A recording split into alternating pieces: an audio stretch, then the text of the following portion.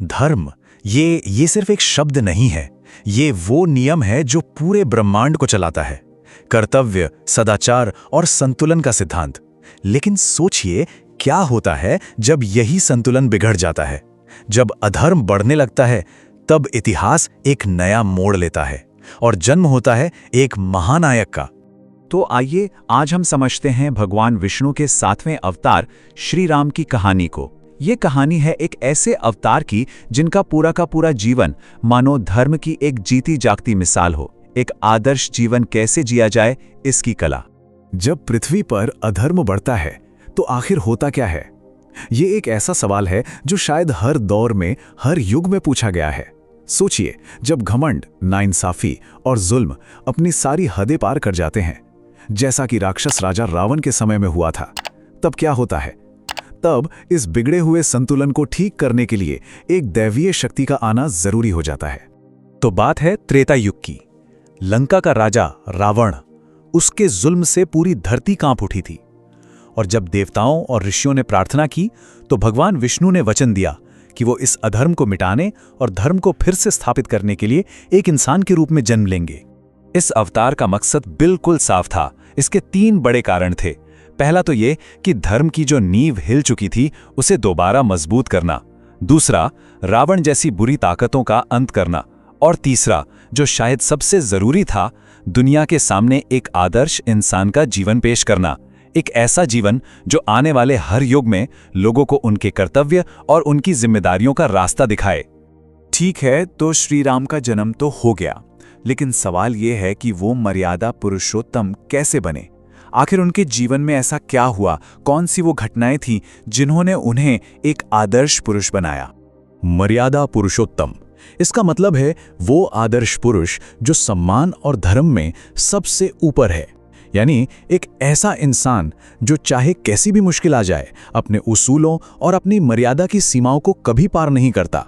लेकिन असल जिंदगी में इस बात का क्या मतलब है, इसे समझते हैं।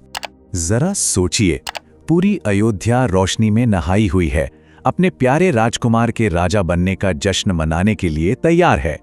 लेकिन किस्मत को कुछ और ही मंजूर था।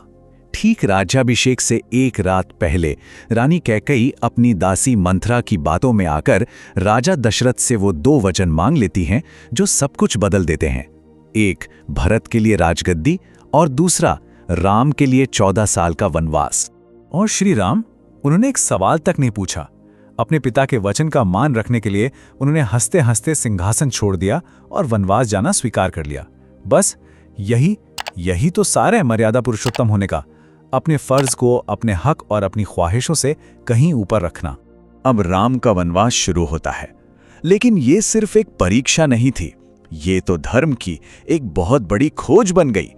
धीरे धीरे ये कहानी सिर्फ सीता जी के अपहरण और उन्हें बचाने की नहीं रही, बल्कि ये तो खुद धर्म के अपहरण और उसे बचाने की कहानी बन गई। तो हुआ ये कि वनवास के 13वें साल में एक के बाद एक ऐसी घटनाएं हुई जिन्होंने सब कुछ बदल दिया। शुरुआत हुई रावण की बहन शूर्पणखा से। उसके अपमान का बदला लेने के लिए रावण ने मारीच नाम के राक्षस को एक खूबसूरत सोने का हिरण बनाकर भेजा। जैसे ही राम उस हिरण के पीछे गए, रावण एक साधु का भेष बनाकर आया और उसने सीता जी को धोखा देकर लक्ष्मण रेखा पार करने पर मजबूर कर दिया और फिर उनका अपहरण कर लिया। हाँ, रास्ते में महान गिद्ध जटायु ने उन्हें बचाने की पूरी कोशिश की, अपनी जान की बाजी लगा दी, लेकिन वो रावण के हाथों बुरी तरह घायल हो गए। लेकिन इस अधर्म से लड़ने के लिए राम अकेले नहीं थे। उन्होंने धर्म के रास्ते पर चलकर ही अपनी सबसे बड़ी ताकत खड़ी की। पहले उन्होंने मुश्किल में फंसे वानर राजा सुग्रीव की मदद करने का वादा किया, और जब सुग्रीव को उनका राज्य वापस मिला तो उन्होंने अपनी पूरी वानर सेना सीता जी को खोजने में लगा दी। यहीं पर राम की मुलाकात अपने सबसे बड़े भक्त हनुमान से हुई, और फिर इसी सेना ने नल और नील की इंजीनियरिंग से समंदर पर उस महान पुल राम सेतु को बनाया जिसने लंका जाने का रास्ता खोल दिया।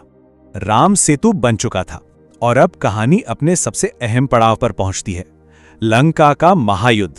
और ये सिर्फ 2 सेनाओं की लड़ाई नहीं थी, ये तो धर्म और अधर्म के बीच की सीधी टक्कर थी। समझिए, ये दो अलग अलग सोच की लड़ाई थी। एक तरफ थी श्री राम की सेना, जिसमें कौन थे? वानर और भालू, हनुमान जैसे भक्त, सुग्रीव जैसे दोस्त, और तो और खुद रावण का भाई विभीषण भी। ये सब धर्म की रक्षा के लिए लड़ रहे थे। और दूसरी तरफ रावण की राक्षसों की विशाल सेना, जो सिर्फ ताकत, घमंड और बदले की आग में जल रही थी। और इस महायुद्ध का नतीजा क्या निकला? रावण का अंत। ये बुराई पर अच्छाई की जीत थी, अधर्म पर धर्म की एक निर्णायक जीत। और जानते हैं, इसी दिन को आज हम सब दशहरे के तौर पर मनाते हैं, सत्य की जीत का प्रतीक। तो युद्ध खत्म हुआ, 14 साल का वनवास भी पूरा हो गया और श्री राम वापस अयोध्या लौट आए। लेकिन कहानियां खत्म नहीं होती, बल्कि असल में तो यहीं से उनके अवतार का असली मकसद शुरू होता है। एक ऐसे आदर्श राज की स्थापना जिसे दुनिया आज राम राज्य के नाम से जानती है। तो आखिर ये राम राज्य था क्या? ये सिर्फ एक सरकार नहीं थी, ये एक सोच थी, एक ऐसा सच्चा लोकतंत्र जहां सबसे बड़ा कानून था न्याय और धर्म। एक ऐसा सिस्टम जहां राजा का सिर्फ एक ही मकसद था, अपनी प्रजा की भलाई, और जहां राजा खुद अनुशासन में रहता था और हर आम इंसान के लिए हमेशा मौजूद रहता था। लंका जीतने के बाद श्री राम ने एक बहुत गहरी बात कही थी, जननी जन्मभूमिश्च स्वर्गादपि गरीयसी, यानी माता और मातृभूमि स्वर्ग से भी बढ़कर हैं। ये एक लाइन दिखाती है कि उनके मन में अपने फर्ज और अपनी धरती के लिए कितना गहरा प्यार था, और यही प्यार उनके आदर्श शासन की नींव बना। और उनकी ये विरासत आज भी हमारे साथ है, जिंदा है।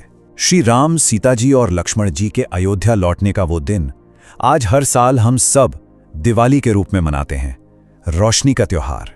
ये त्योहार अंधेरे पर उजाले की जीत का जश्न है।